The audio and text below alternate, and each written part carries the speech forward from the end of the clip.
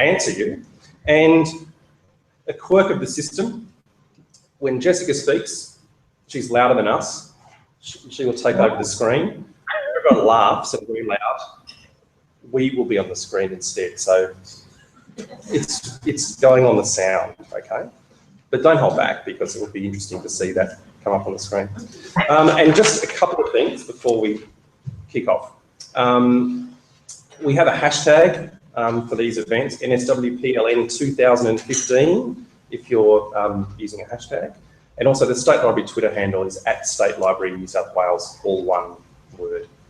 Okay, but I will hand over to Jessica and interested to hear what she's got to say. Thanks.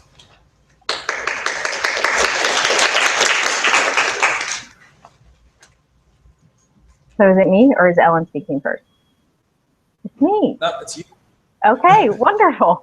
Okay, so thank you guys for having me. This is really awesome. I've never done a talk like this. I wish I could be there in person to meet you guys, but it's also kind of cool to be able to give a presentation from my apartment at home, which is where I am. So you might see me grab a cup of tea, or hopefully my dog will not interfere in our talk, but if she does, I'll try to give her a snack so that she shuts up quickly and we can get back to things. So I'm just offering up the apologies right away because I am at home. So what I love about what I do as a librarian is connecting users with the collections that we have, and especially working in a place like I work, and like it sounds like a lot of you work, where you have deep, rich research collections.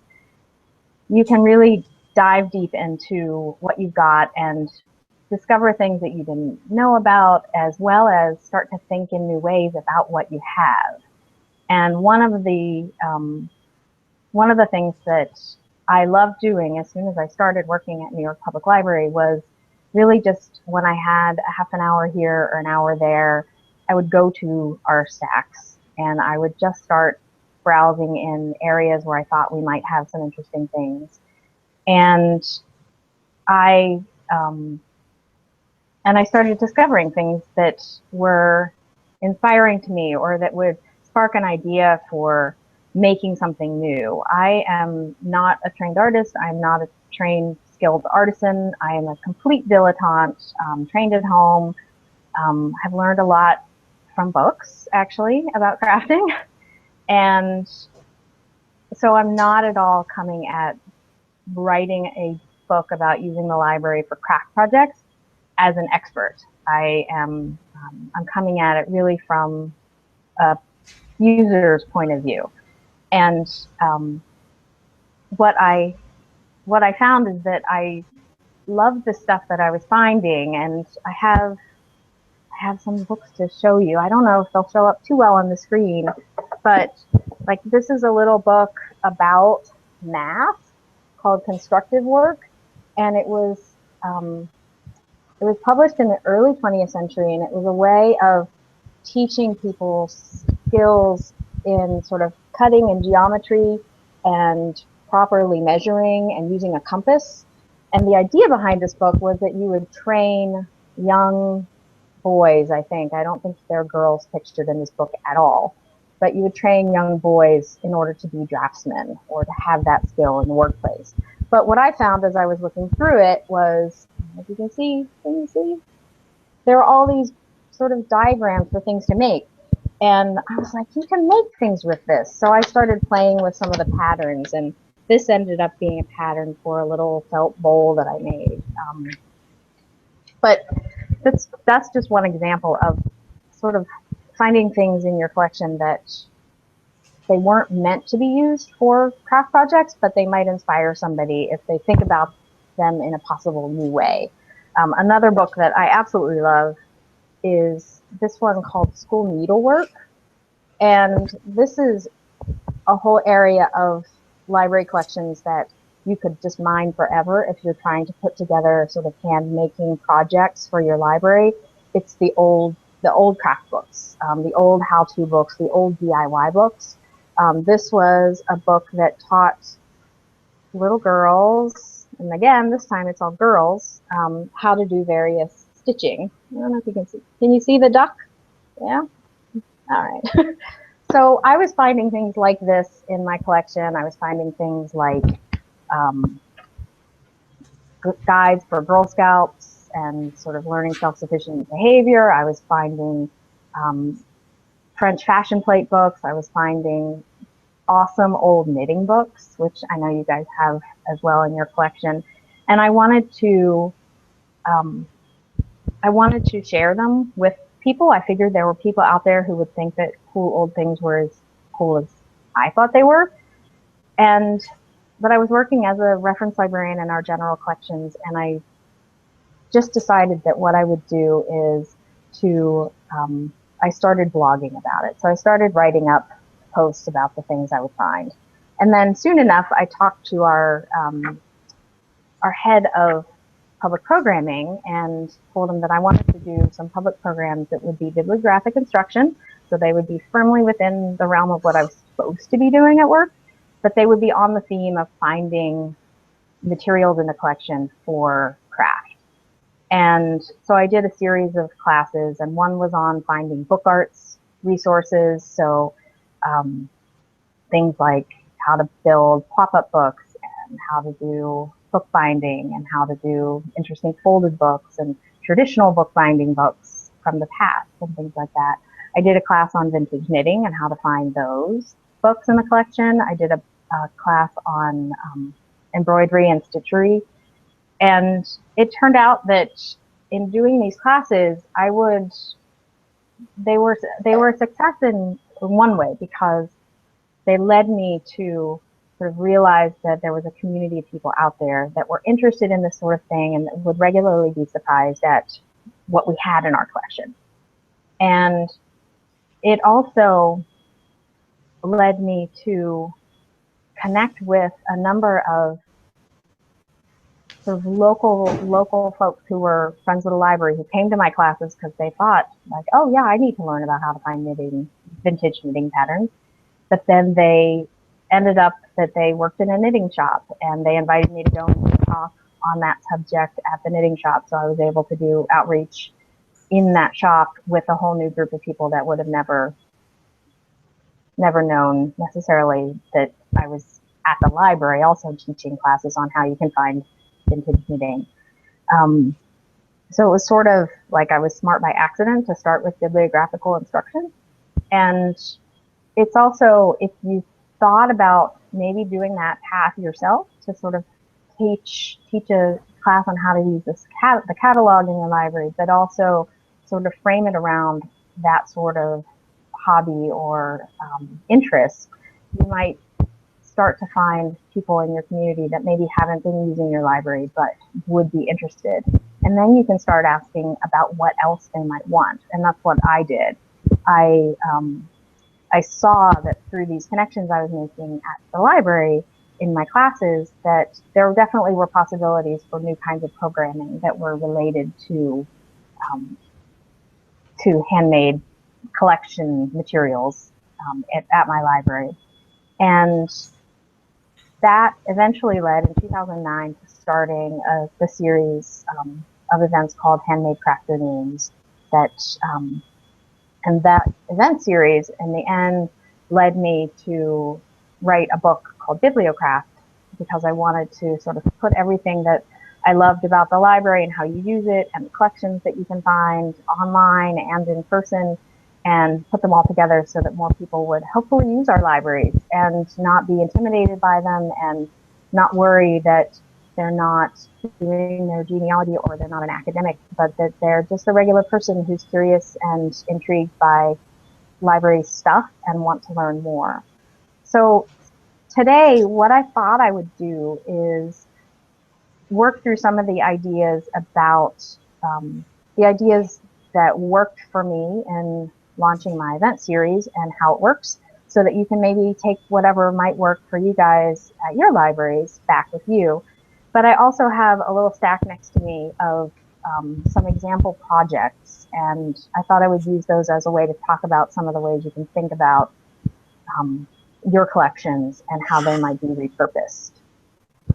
Some of the projects that I'll show are from programs that I've done Some of the projects are from my book, and some of them are ones that I've just done on my own over the past few years, because I've worked at New York Public Library for 7 years, and I continue to find stuff that I want to make something new out of or based on. So it's a variety of things. I'll just warn you at the start that as I was putting the stack together, it does lean heavily to the hand stitching world, but that is partly because I'm interested in it, but also it's partly because it's a really low threshold kind of project to do with groups in a library. It doesn't cost a lot of money, and it's usually a pretty low skill level that you can start with.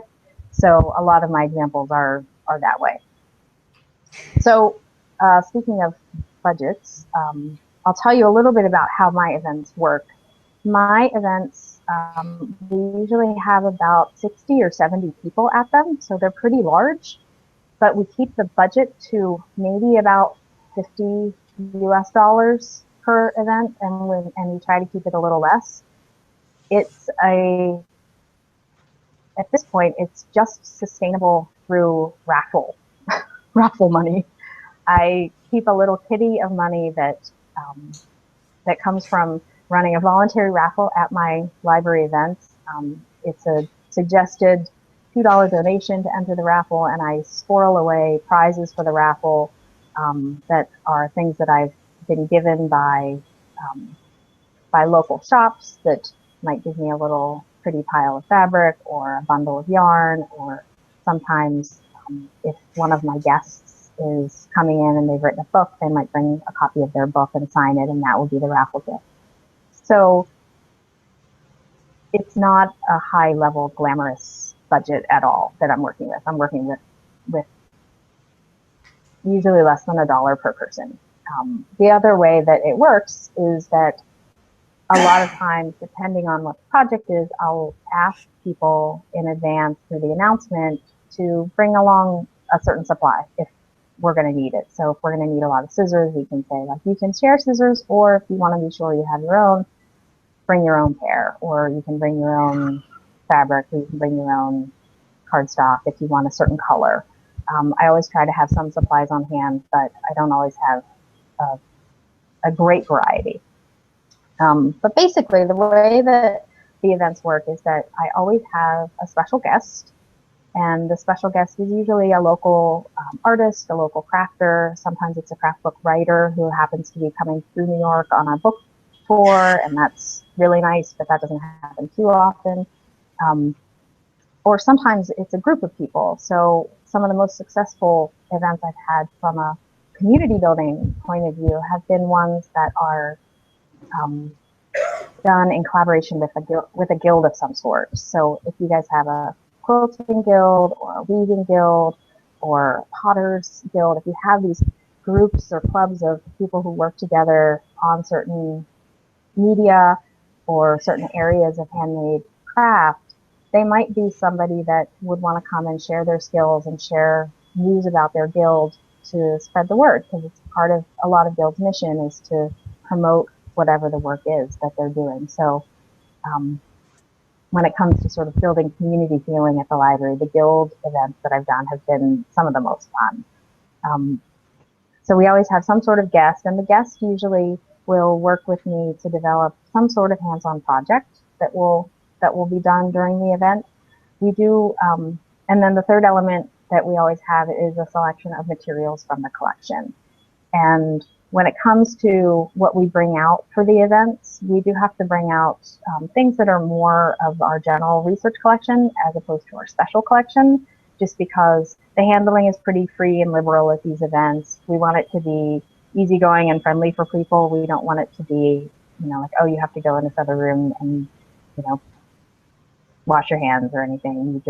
We want the books to be out, freely available, and sort of welcoming. So I keep it to our general materials, and I've never actually had anything go wrong with any of our books, and my colleagues who oversee the collections that I borrow from for these events are really encouraging as well. But it's something to think about when you're thinking about collections to bring out, like, what are the handling issues or what are the security issues but you guys probably have tons of stuff that is available for this sort of thing. And when it comes to designing a project, you have to keep in mind what the limits of your space are, because in my library, my space is pretty limited, and we have some insurance restrictions also. So I can't do things that require heat or flame.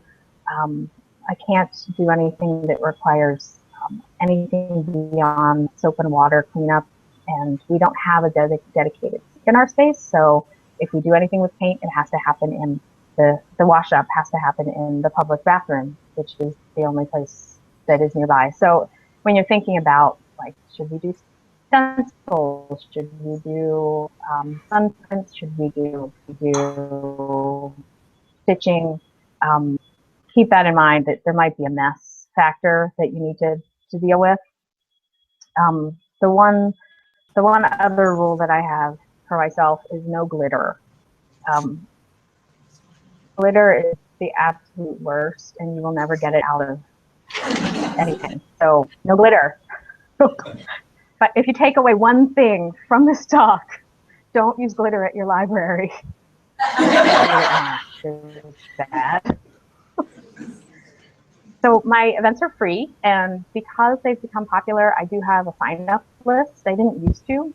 It's easier if you don't have to manage a sign-up list, but the one benefit of having a sign-up list ahead of time is that you then end up collecting people's emails, and then if something happens and change the schedule, or you need to alert them at the last minute if you want to encourage them to bring a certain supply, you can easily do that.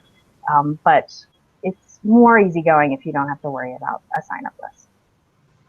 But the main idea for my events was that I really wanted to create a space and a place and time for people to come into a pretty intimidating place.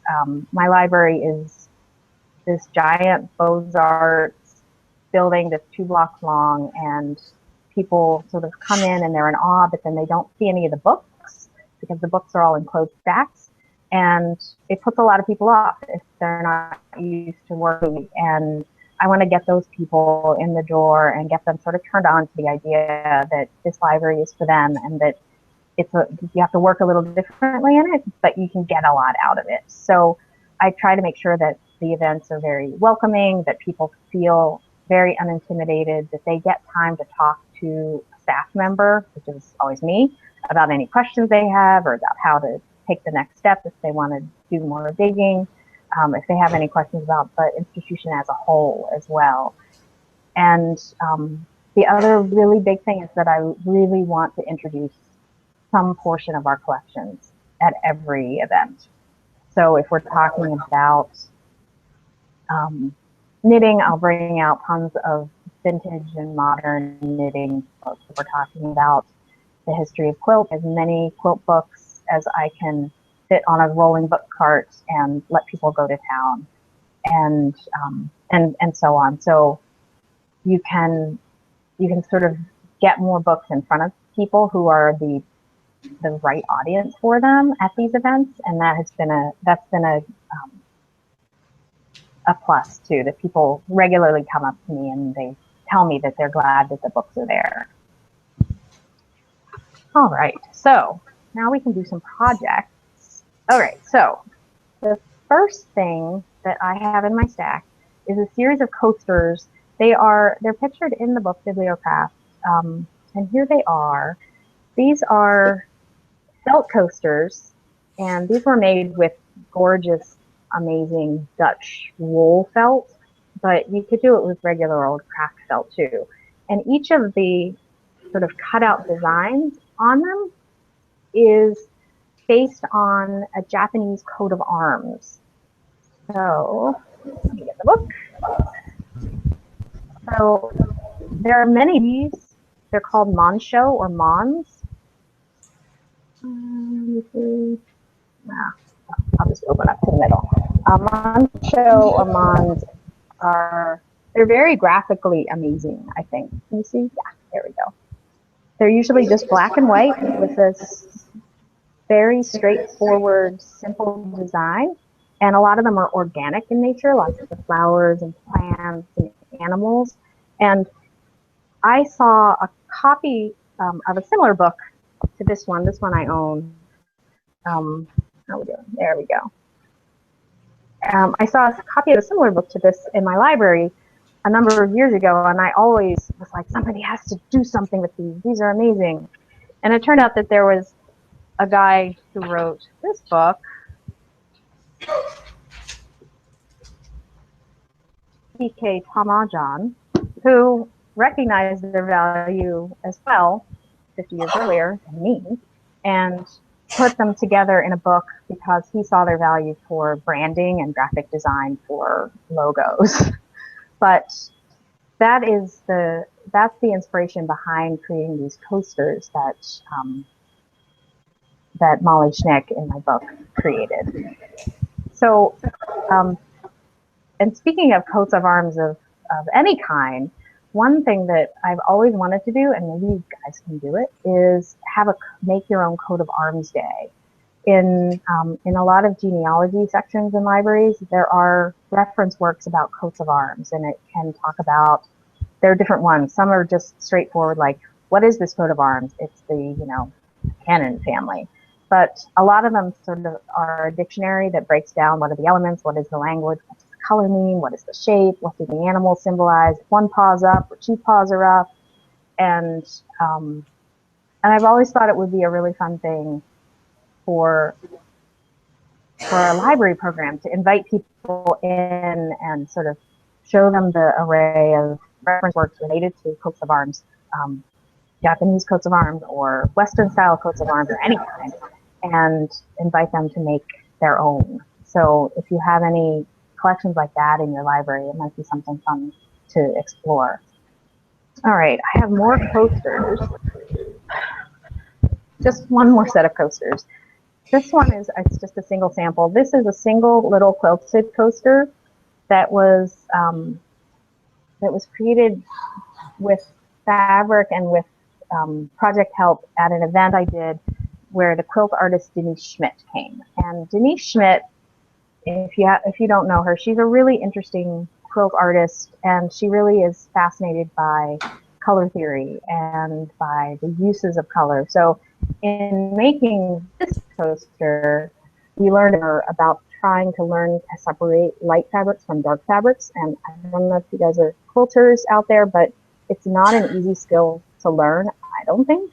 But she sort of walked us through the process, and we talked then about other artists who use color in different ways, and we ended up talking about Joseph Albers. So here's Joseph Albers' book, and Johannes Itten, who also has a landmark book on color. And so these are ways that you can do it with fabric, you can do it with colored paper, you can do it with cardstock, construction paper. You could do a sort of mini lesson, a mini exploration of color theory and what colors look like when they're placed together and how the values are relative. And I've seen even like kids classes in libraries that are about color theory, about sort of putting two paints together and then mixing them and seeing what happens. So color theory, I think, is an area ripe for exploitation. And if you have art sections in your library where you have some books on color theory, you don't have to have sort of the original editions. Clearly I don't either. I have reprints, but they do a fabulous job of sort of getting people to think about it.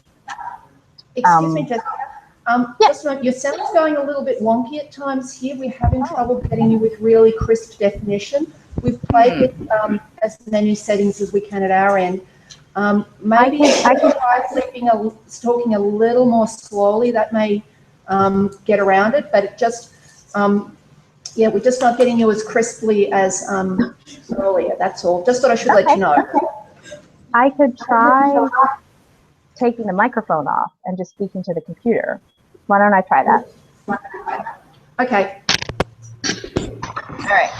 So is that any better? Yeah. All right. Thank you. Okay, that's okay.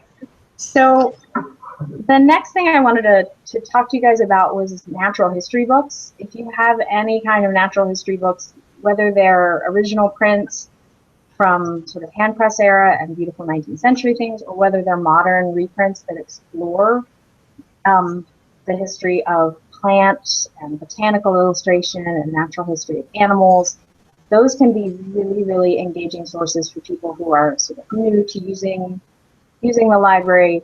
They are they're immediately sort of beautiful and engaging for people. I have a couple things that I've I have a couple things that I have done with natural history books. One is in my book Bibliocraft. I did a series of these are tiny dogwoods. Tiny dogwoods. They're just made of felt, but they were inspired by a 19th century book on herbal medicinal plants that we had in our collection. And it was simple as, let's look at this print and let's see how the dogwood is formed and how many petals it has and why it has this little, we can learn about why it has this little niche in each petal, which I learned is actually not a petal, it's a leaf. And then you just figure out how to make one out of felt. So if you wanted to do some sort of botanical or garden exploration at your library, you could even invite the gardening club in to sort of facilitate maybe, or to introduce themselves. There's a gardening club in your town.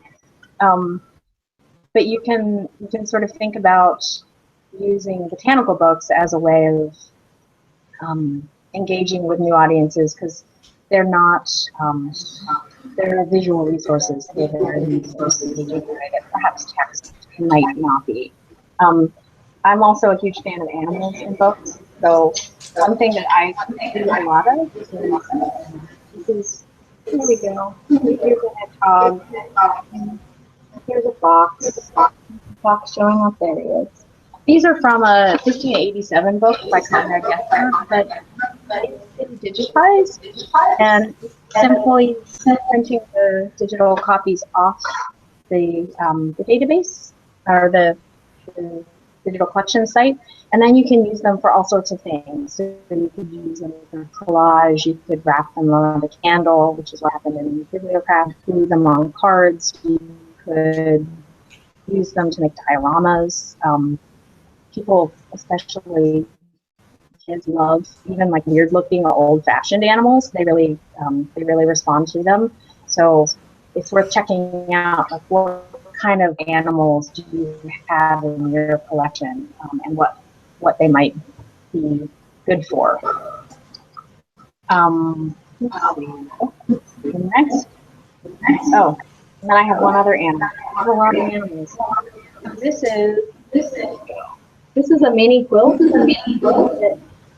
a mini quilt that I made at home. This is kind of elaborate for a class in a library, but the whale shape itself was based on a whale illustration in a 19th century book about the whaling industry. I was trying to find sort of a good-looking whale, and I thought, well, I'm just going to look on the library's site, and the New York Public Library had the Stammen's whales, the images digitized, so I went with it, and it was simply a matter of printing out the image and then enlarging it to the size I needed, and then I used it as a template for cutting out the whale. So if, I don't know if you guys ever get requests, I'm looking for a picture of X, or I need an image of Y, but for creative projects, for crafting projects, these natural history resources can often fit the bill in an interesting way that gives you a chance to then talk about a new, a source that might be new to the person who's asking. All right. So the next thing that I wanted to talk to you guys about are watermarks. So I'm a rare book and manuscripts librarian, and I love the history of books and the history of papermaking. So even before I started playing around with the idea of library-based crafting, I always was this complete junkie for using watermark reference books. So if you have watermark reference books in print in your collection, you can just start paging through them. It's just like page after page of like, these are hands, and these are crowns, and these are dragons, and now here's a bunch of rams, and here are a bunch of cows' heads. And they are reference works that allow researchers to identify what watermark is on a piece of handmade paper, and then where that paper was made and around what time. But for crafters, what they end up looking like are just really amazing, simple line drawings. So here's a rooster watermark that came off the Spanish paper, and I used it as an embroidery pattern. I just blew it up giant and used it as an embroidery pattern. And here's a whale, another whale. And again, this one is Dutch 18th century, I think. But even if you don't have watermark reference books in print in your collection, there are tons online that you can browse. And I actually have started to put together a list of links that Ellen can share with you guys. So I'll send that to you once I'm done talking. But there are some great online watermark databases. So if you wanted to play with watermarks with your library community and use it as an opportunity to talk about straight paper making and Coursera books, that even if you don't have the collection. All right. Also close to my heart is letters and lettering. So I've done a series of little hand-stitched bookmarks based on historic lettering, or actually this one's from 1985. It's not that historic. But the end result that I've been working on with groups are these simple bookmarks. So they're about 8 inches long, and they just have a single letter. It's cardstock, and a single letter is pierced and then stitched on. And the letter forms are based on letter shapes that I have found in books. So one set came from this 1985 book.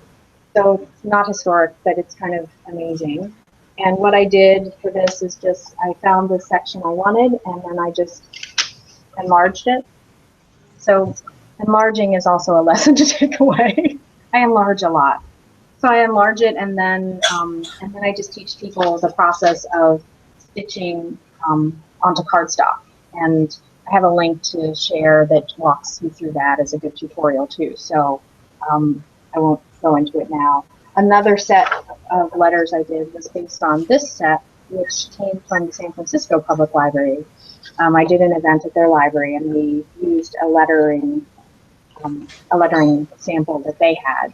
And that's another nice small scale project. It doesn't take more than 45 minutes or an hour, even if you're totally new to sewing, to do one of these, and people can personalize them, and then they can start thinking about what other lettering resources might be in their collection. So, and it might even lead them to think further and start looking at calligraphy or handwriting and typography and typesetting books. So depending on what you have in your collection, you can kind of steer the collection or the sources that you use to whatever you want to have. It's a stitch that you use for this. It's not embroidered. Use what is called a back stitch. And again, there's a link I'll send you with the tutorial, and it shows you how to do it. It's a very easy stitch to learn and also to teach. All right. We're getting to the end of the thing. The next thing is from a digital book that I found called Mrs. Owen's New Cookbook. I was looking for sort of similar to the whale hunting that I was doing. I was hunting for shapes of cows and sheep. And I found some in Mrs. Owen's New Cookbook and Complete Household Manual. And this is a book that I don't own at my library, but I found it through, I want to say, Hobby Trust. And in it, the helpful manual gives you guidance on how to cut up a cow, your calf. And what I did is I just enlarged it. I enlarged it and made it an embroidery pattern that then got stitched onto the sky. So it's a pretty easy way, and it's a way to use cookery books if you want your community to sort of start thinking about the history of cookery and what are all the interesting resources that your library has collected over time that might not be all that yummy sounding for cooking anymore. You can think about what are they good for, and they might be good for the illustrations, or they might be good for sort of making into something else. All right. And then I have one more show and tell, and this is, again, this is something I made at home. It's not based on something I have myself at my library. It's based on a book called Ghosts of My Friend. And this is an early 20th century autograph that you could collect for the friends of your friends. And I learned about this a blog post by Wright State University. And I haven't actually seen this book in person, but I started thinking about how it worked.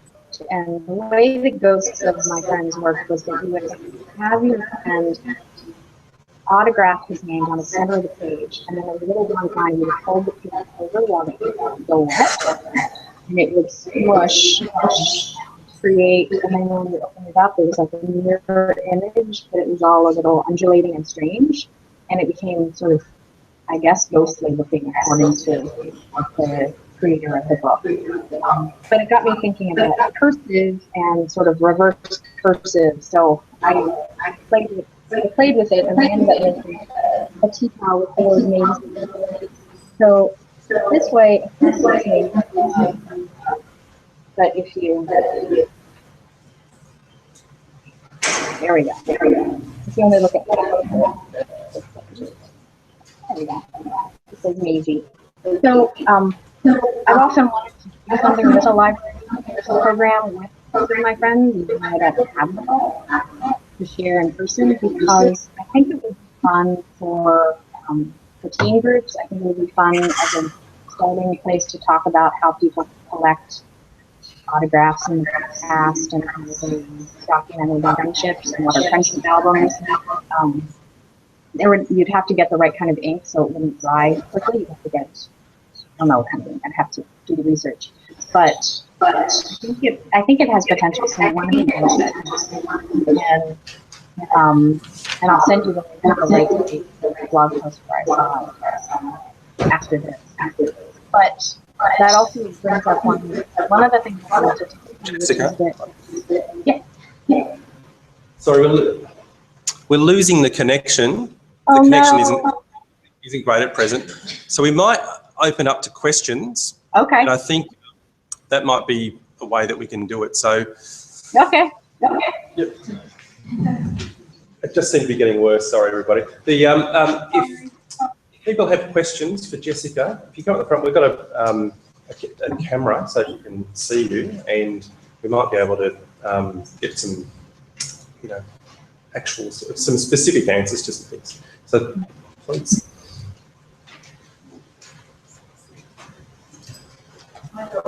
You'll have to come up.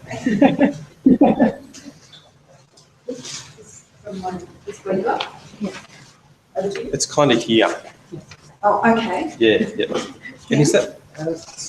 Oh, it's big. Hello, I'm Annette from Leichhardt Library, which is in a West library here in Sydney. I was a bit late at the beginning, I'm afraid, and I was hoping that you may have covered this at the beginning, but I really love craft in my personal life, and I try and bring it into the workplace at every opportunity. And I just wondered what you thought, as I said, you may have covered this, what you thought the connection between public libraries and sort of community art projects was? And I'm sorry if you covered this and I just may have missed it at the beginning. That's my question. So we didn't really cover it, and I think that public libraries already are doing amazing things when it comes to collaborating with artists, and collaborating on public art projects and community art projects. And I think that we're a natural match for those sorts of things, depending on your institution and what your resources are and what your mandate is and what your audience is. You can really do all sorts of things. One of the places where I regularly go for inspiration, even if I'm reading about things that I can't do in my own library, is this website called the Library Incubator Project. If you guys haven't been there before, I really recommend it, and it's on the link thing that I'm going to send you. But the Library Incubator Project is created by a bunch of library students who are now librarians in Madison, Wisconsin, and they are a clearinghouse for amazing sort of case studies and ideas on ways that different libraries are collaborating in art and creativity in their library spaces. So they're a great resource, and I would sort of defer to them on this question, sort of writ most broadly, because they're great. And they also have a book called The Artist's Library that you should get in your library if you don't have it. It's full of some things from their website, and lots of inspiring.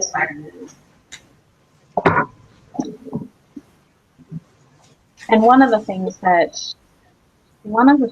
is really key about any of this kind of programming and outreach and community building is that just to keep in mind that you already know how to do all of this, and you're probably doing it in certain ways already. You know how to reach out to them, you know how to look for opportunities, and you already know how to find your own reflection.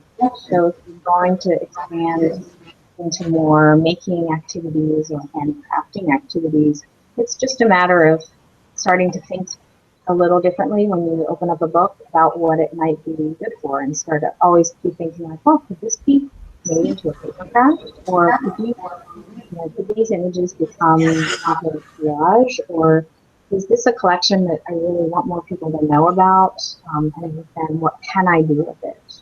And so you're already doing this in certain ways. It's just a matter of you're not a crafter already, and you're not already comfortable with saying a needle and thread or a sewing knife.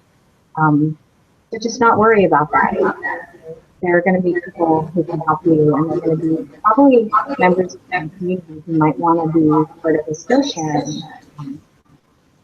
event as well. An event so that you can expand in a way, even if you're not a filter yourself as well.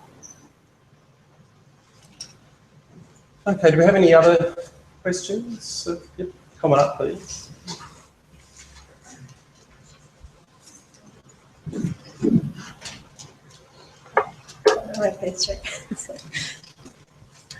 Hi, Jessica. Thank you so much. My name's Ali, and I work in the City of Sydney Library in the programs team.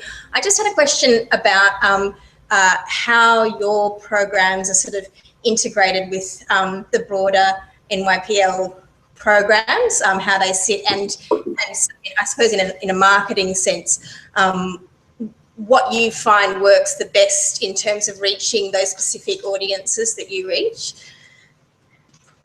Okay, thanks. So it's very interesting, the question of how my programs sit in the greater sort of structure, because they kind of don't. They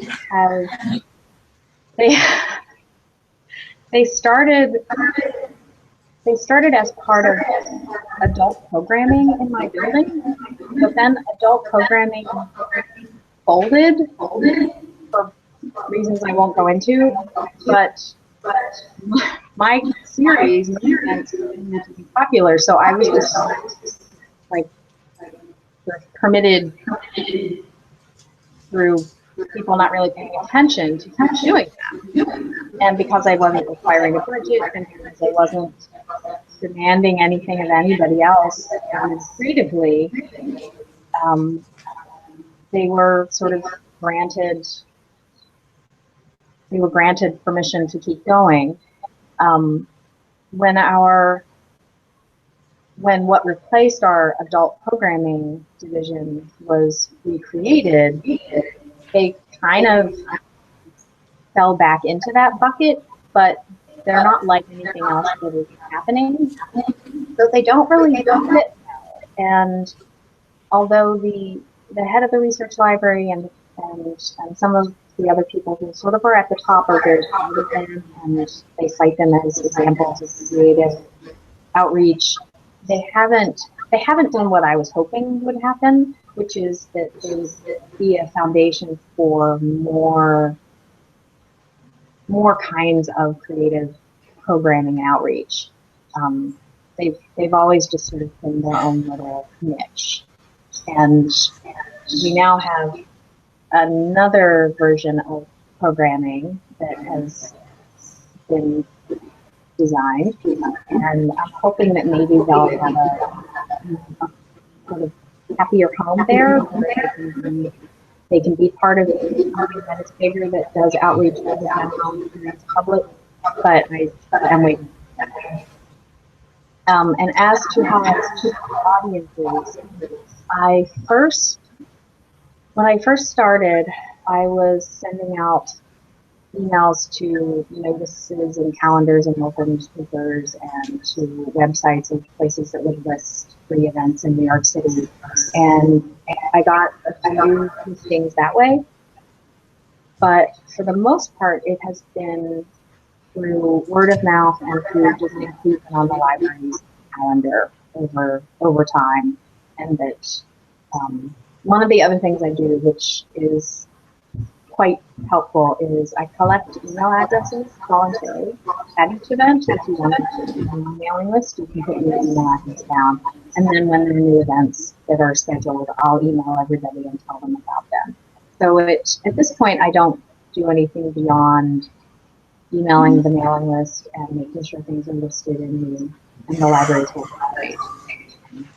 But the other thing that I haven't done in the past, and what I would recommend is, especially for starting out, is to reach out directly to groups if you know of them in your community. Like if there is a knitting guild and you want to do something on vintage knitting, write to them and ask them if they would share the news of it to their members, if they want to come as part of it, and that gets the word spread.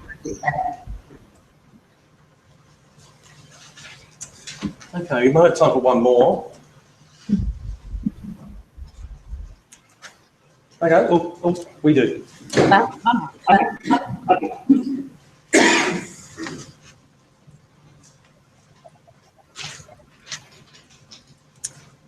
Hi, Jessica. Thanks for your talk. Hi, I'm also from the City of Sydney. What I wanted to ask is, how often do you run your programs?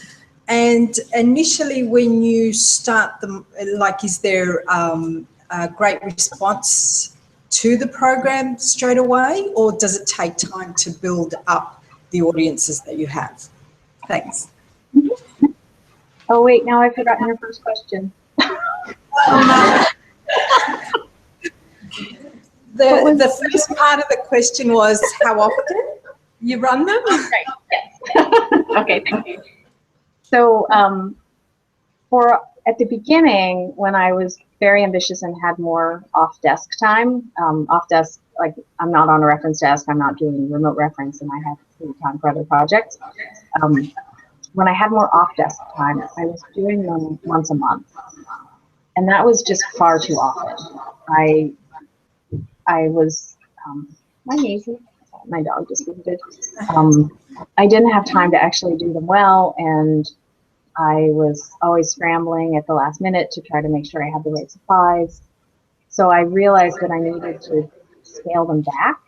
So then the scaling back became 3 months in the fall and 3 months 3 events in the fall and 3 events in the spring each year, and then I would take summer off. And that's the volume that ended up being the right volume. So I would usually do 1 a month, sometimes with a skip in between September and December, and then from January to May, I would do 1 every month or 2 then too. And because the events were pretty large, and because I was kind of doing them without a lot of, I didn't have other staff helping me, that was enough for me. That was as much as I could do. And and then the second question about momentum. At first, when we started, the momentum was minimal. We had like 30 or 40 people at each event, and that was fine. I'm happy, and I'm happy if 5 people come to things in my library. So the fact that we were getting that many at the beginning was great, and the momentum has grown over time. So now we regularly have about twice that, but we don't usually have to cap it. We don't usually have like crazy amounts of people breaking out the door at this point. It seems to have kind of evened out to a nice amount of manageable numbers. Thank you. Okay, thanks, Jessica. Thank you so much. Thanks for being able to speak to us evening time over there. And we'll send you as many links as we can to what else we talk about today. But anyway, Okay, I'll send them off.